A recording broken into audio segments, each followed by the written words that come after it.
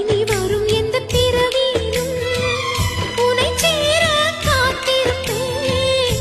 விழி மூடும் இமை போல விலகாமல் வாழ்ந்திருப்பேன்.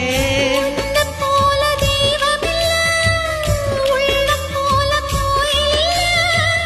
தினந்தோறும் அர்ச்சனைதான், எனக்கு வேறு வேலை இல்ல.